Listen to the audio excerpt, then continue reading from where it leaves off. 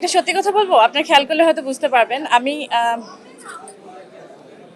আমি যখন স্টেজে উঠছিলাম, আমি জানি না এই ফিলটা আমি কিভাবে আপনাদেরকে বোঝাই। যখন আমি জাস্ট টার্ন করে আমি সবার দিকে তাকালাম, আমার আমার কোনো আমি সমস্ত নাচের মুদ্রা টুদ্রা সব কিছু হারিয়ে ফেলেছিলাম।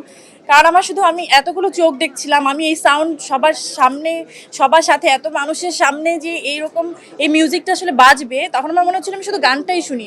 আমি আমি নাচতে পারছিলাম না তখন। তখন আবার মনে হচ্ছিল না, আমি তো নাচবো। তখন আবারও স্টার্ট করেছিলাম। আপনারা খেয়াল করলে হয়তো বুঝতে পারবেন যে আমি প্রথমে কিন্তু থমকে গেছিলাম। কারণ এই যে মিউজিকটার মানে এই সুরটা, এই টানটা আমরা একদম ছোটবেলা থেকে শুনে শুনে বড় হয়েছি। তো তো এটার মধ্যে কোথাও একটা আমাদের প্রাণ, মানে প্রাণের খুব কাছের একটা গান, তাই না? তো হ্যাঁ, আমি একটু স্লিপ করছিলাম ওই সময়। একটা মুদ্রা দেখলাম যে জন্ম আমার বন্ধ হলো মা গো, যখন এই লাইনটা আসলো তখন আমার চারিপাশে যারা ছিল তাদেরকে একটা মুভমেন্ট হচ্ছিল আসলে। আপনার ফেস বা দেখলাম যে অন্যরকম বা অন্য জগতে চলে গেছে বা নিজেকে হারিয়ে ফেলেছিল কিনা কিছুক্ষণের জন্য পরিবর্তন। হ্যাঁ। হ্যাঁ, আমার মনে হচ্ছিল যে সামহাউ হয় না, ওই মাদারহুডের ব্যাপারটা তো আসলে ওই জার্নিটা তো আমি কমপ্লিট করেছি, বা আমি মাদারহুড জার্নিটার মধ্যে দিয়ে যাচ্ছি। তো ওই ওই মা শব্দটার সাথে আমার অনেক বেশি হয়তো ওই কানেকশনটাই হয়তো সবাই দেখতে পেরেছে। পরবর্তী 24-এর যে নতুন বাংলাদেশের কথা আমরা বলি, সেই নতুন বাংলাদেশে এই ধরনের পারফরমেন্সটা প্রথম দেখলাম আপনার কাছ থেকে, এটা আলাদা একটা অনুভূতি হয়ে থাকবে কিনা?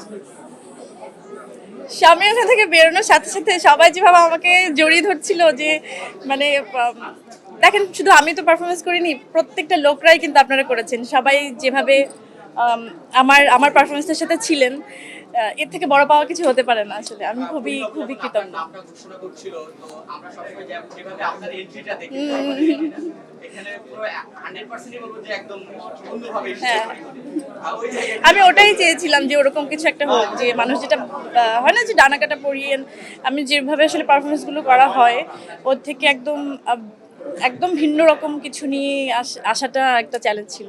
অ্যাওয়ার্ড প্রোগ্রামগুলো নিয়ে যদি একটু বলতে চাই, দেশের অ্যাওয়ার্ড প্রোগ্রামে যেভাবে অংশগ্রহণ করছেন, দেশের বাইরেও দেখছি আপনাকে সদ্য কিন্তু কাতার ঘুরে এসেছেন, বিশাল একটা জমকালো দেখেছি, সেখানে আপনার ডেডিকেশন দেখেছি, সাকিব খানও ছিল, একটু যদি শুনতে পারেন।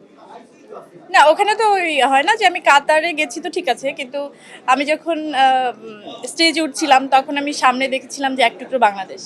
আমি শুধু বাংলাদেশকেই ফিল করেছি, আমার মানুষজনদের, আমার আমার ভাষার লোকজনদের। তো আমার আমার মনে হয়নি যে আমি আসলে অনেক দূরে চলে গেছি, আমার মনে হচ্ছে আমি বাংলাদেশের মধ্যেই দাঁড়িয়েছি।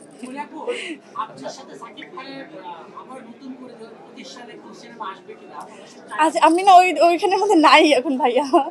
এটা নিয়ে অনেক পরে সেলিব্রিটিরা যখন নাকি নিজেকে পরিবর্তন করে, যেমন আপনি আপনি অনেক ওয়েট লস হয়েছেন আমরা দেখতে পাচ্ছি, তো অনেকেই জানতে চায় যে এগুলোর আসলে মূল রহস্যটা কি। আবার অনেক সময় এটা আমার ব্যক্তিগত জার্নি, আপনার সাথে শেয়ার করতে পারবো না, সরি। রঙিলা কিতাবের পরে পরিমাণে চমকটা আসলে আর কত নিজেকে ভাবলে আছে আবার ইন্ডিয়া আসছে, ইন্ডিয়াতে আছে, হ্যাঁ, আজকে ফেলুবংশী টিজার রিলিজ হচ্ছে, ওখানে একটা, হ্যাঁ, আমি আমি থাকতে পারিনি, ওখানে নেই, এজন্য আমার খুবই একটু দুঃখ লাগছে। কিন্তু দুঃখটা সামহাও পুষিয়ে গেছে, যে সবার সাথে এরকম একটা পারফরমেন্স আসলে শেয়ার করতে পেরে।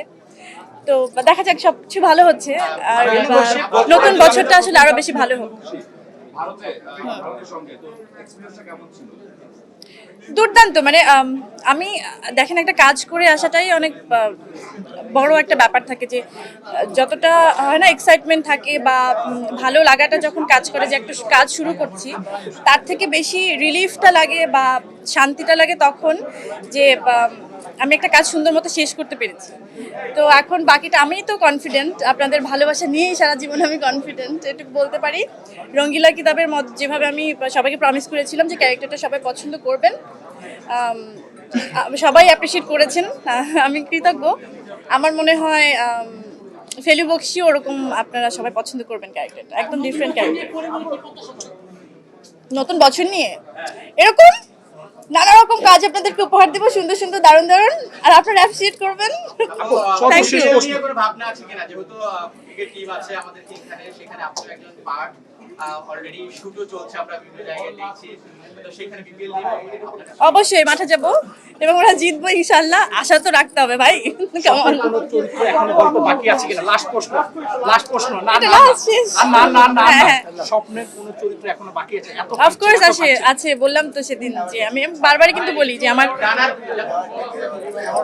আপু পরীর ডানাগুলো কেমন আছে? আমার ডানাগুলো ভালো আছে আলহামদুলিল্লাহ। লাস্ট কোশ্চেন আপু, ভাইয়া আমাকে হ্যাঁ, আপু লাস্ট কোশ্চেন ছিল হচ্ছে আপনি কাতারে লুসেলে গিয়েছিলেন যেখানে হচ্ছে লিওনেল মেসি আমি ওটা নিয়ে বলেছি।